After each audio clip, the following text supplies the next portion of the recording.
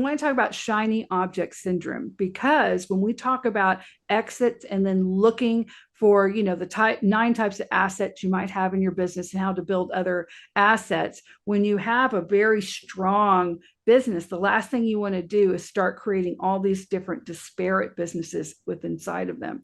So how are you able to work with them when you've, like, let's say this event that you had talked about, that was still in line with their core offer. It was still part of their business. They weren't having to divest energy, resources, hire totally different types of people than they normally would to do this, right? So how do you help owners when you can get that to not just go off the bridge and try to create another company and then the rest of the company goes down? You know what I mean? Yeah, and like a lot of business owners have the tendency to be they have a lot of creativity and they like being in that role. So in some ways I actually think that we need to feed that a little bit and we need to give business owners opportunities to be creative and to explore new opportunities, that sort of thing. However, yes, the bright shiny object syndrome can completely distract you, and I find people get distracted when they're in a place that they are feeling a little bit desperate, that they're feeling like they need to have a solution or they're feeling under pressure. And oftentimes that's not the right time to go and like create something new. Fix what you've got already. And if the problem is that you actually just don't like what you're offering in the business that you've built, which happens, right? Not everybody's who's a business owner actually is business educated. They start with their best guess, and then over time they realize that what they're offering is really out of alignment with who they really are. So it's either that you're just running the wrong business, and we need to get that in alignment, and then yes, it is appropriate to shift those offers and to, figure out what would make more sense for you.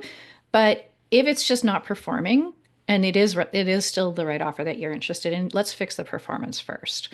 And then, how can we build upon what you've created already? Like I think the wholesale, I'm a brain surgeon and now I'm going into zookeeping, like those kinds of things are tough.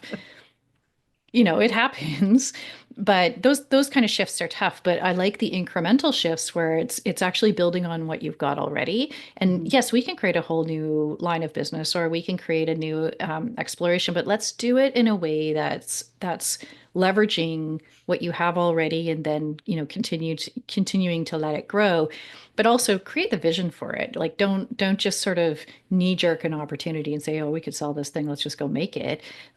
Go in and do your research. Like figure out if I invested in doing this right now, do I think and how could I see this grow into an asset in 5 years? And what's it going to be worth then?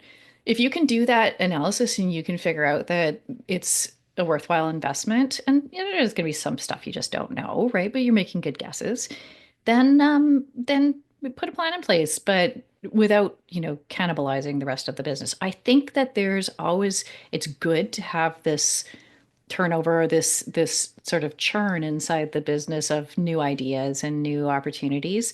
But when it starts to consume everything in the business, it usually that's from a place of desperation, right? It's from a frustration with other things not working. So let's fix that problem first.